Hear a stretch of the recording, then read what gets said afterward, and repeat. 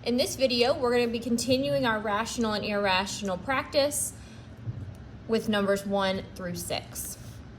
Number 1, Joseph wants to find the side length of a square that has an area of 150 feet. Should his answer be rational or irrational? So when we're talking about area is length times width. It's two numbers. If our area is 150 feet, then we want to end up taking the square root of that value to find the length and width. The square root of 150 is a non-perfect square, meaning that our answer is going to be irrational. Number 2, which value or values from the following list of numbers is not a rational number? So looking at each set of values, 8.224 is a rational number because it is a terminating decimal. 5/9 is a rational number because it is a fraction. The square root of 25 is a rational number because it is a perfect square, 5 times 5. 0.321 with the line on top is a rational number. That line on top represents a repeating decimal, and repeating decimals are rational. The square root of 30 is our irrational number because it is a non-perfect square. We cannot solve the square root of 30. No number times itself will give us that value. Number 3, Brad converted 5/11ths to a decimal and his result was a repeating decimal. Does this mean the value is rational or irrational? Explain.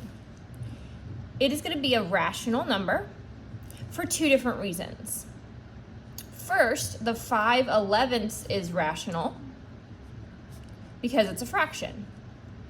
And so even if we convert it to the decimal, it's already a rational number, so it stays a rational number.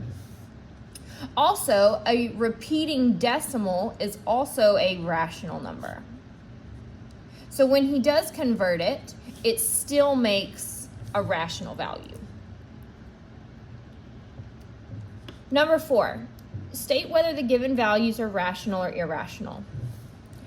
Letter A, 3.4567 is a rational number because that decimal terminates. There's no ... at the end.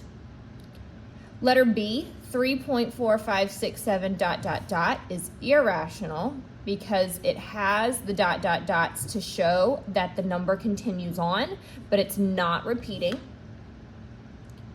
Letter C, 3.4567 with the line on top is rational. It's showing that it is a repeating decimal with that line over the 7. Number 5, state whether the given values are rational or irrational. Letter A, 6 plus the square root of 30 is irrational because the square root of 30 is a non-perfect square. There is no number times itself to make 30. For letter B, since both the 6 and the 30 are under the square roots, we would add those together to get 36. The square root of 36 is rational because we can solve that perfect square as 6 times 6. Letter C, the square root of 6 and the square root of 30 is irrational because both of those are non-perfect squares. No number times itself will give you 6. No number times itself will give you 30. Number 6, give an example of an irrational number that is greater than 10. So if we want it to be irrational, that means that it needs to be either a non-perfect square or a decimal that does not terminate or repeat. So an example greater than 10 would be a larger number for my whole number like 12, and then a decimal that has different numerical values with the ... at the end to show that that continues on.